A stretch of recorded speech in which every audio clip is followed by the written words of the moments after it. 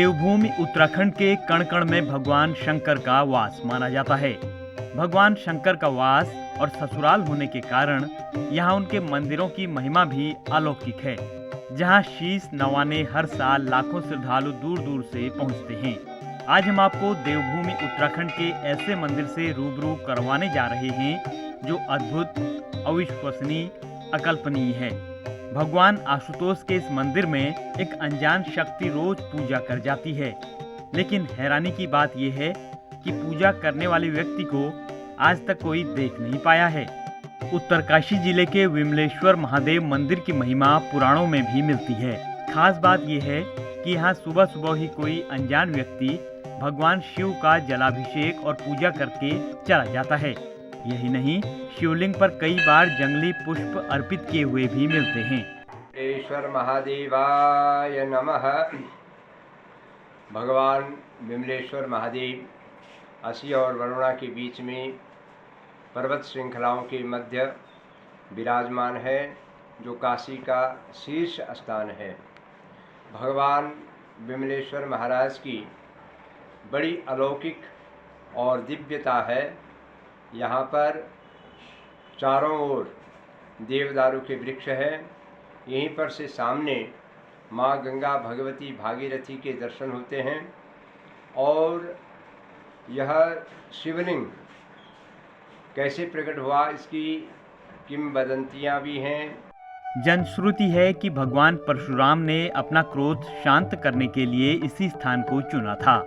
भगवान परशुराम के इस मंदिर में तपस्या करने के बाद उनका स्वभाव सौम्य हुआ और उत्तरकाशी का ही एक अन्य नाम सौम्य काशी पड़ गया। वहीं मंदिर के शिवलिंग के बारे में मान्यता है कि झाड़ियों में शिवलिंग को एक गाय अपना दूध चढ़ाती थी।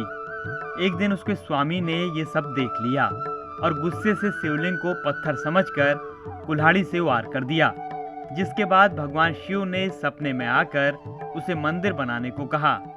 तब जाकर मंदिर का निर्माण हुआ। वहीं आज मंदिर में दूर दूर से श्रद्धालु दर्शन के लिए पहुंचते हैं।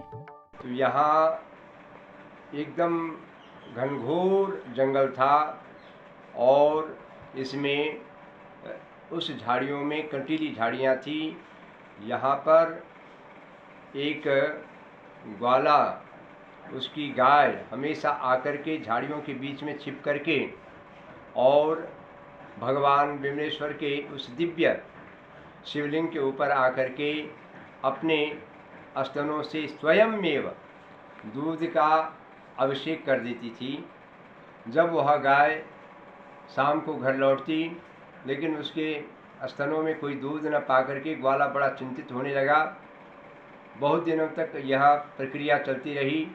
एक दिन उसने विचार किया कि आखिर इसके दूध को कौन पी लेते हैं, कैसे ये सूख जाता है।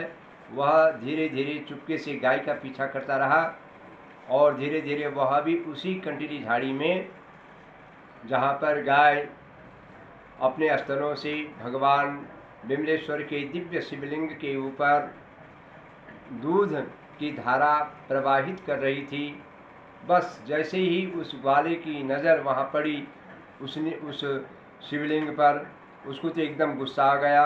वह आपा खो गया। उसके हाथ में एक कुल्हाड़ी थी, एक फरसा था और उसने उस शिवलिंग पर प्रहार कर दिया। और आज भी आप देख सकते हैं कि वहाँ पर शिवलिंग का आधा हिस्सा टूटा हुआ है। भगवान शिव के इस मंदिर का सरकार अगर सही ढंग से प्रचार प्रसार करे तो स्थानीय लोगों को धार्मिक पर्यटन से जोड़ा जा सकता है, जिससे रोजगार के भी अवसर प्राप्त होंगे। ईटीवी भारत के लिए उत्तरकाशी से सूर्य प्रकाश नोटियाल की रिपोर्ट।